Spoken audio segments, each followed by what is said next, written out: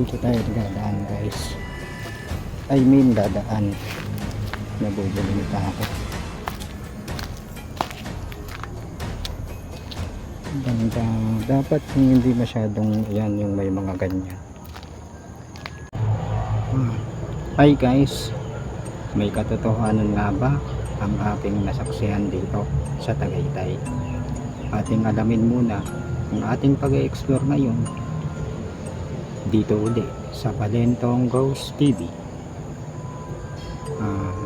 Malaking tulong na po sa akin na mag-subscribe po kayo dahil maliit pa ang aking channel. Inaasahan ko po kayo guys, kaya simulan na natin ang ating pag-explore ngayon.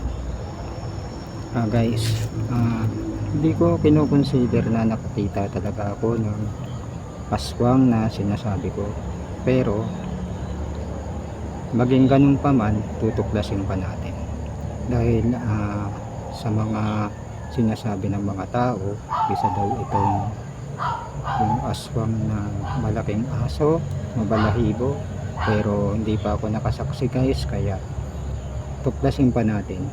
Tara, hindi ko na patatagalin to. Simulan na natin guys yung ating pag-explore. Tingnan muna natin maigi.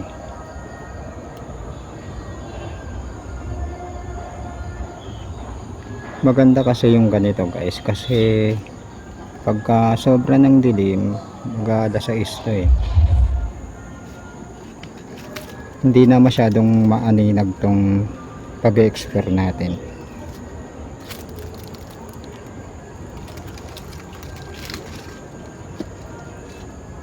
Tindahanan niya eh.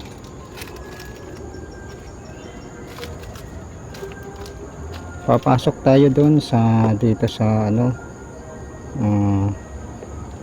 Mapuno. Pasok tayo doon guys. Tignan nyo guys, kahit saan tignan madilim.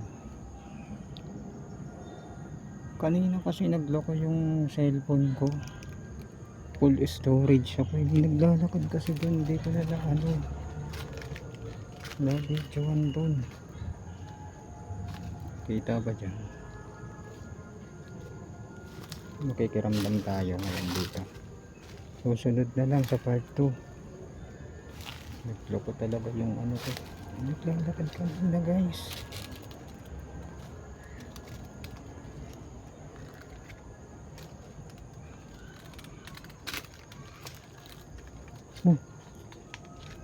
Ano kaya yun?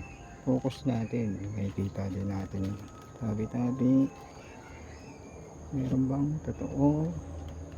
Katotohanan ang elemento o kung ano man, aswang o ano, kahit ano. Hindi na ako makapunta doon eh. Handa ka na ba ating pasukin ang kababalaghan mga misteryong nababalot sa ating mundo? Kaya talika na't sumama sa Balentong Ghost TV. Master Hans.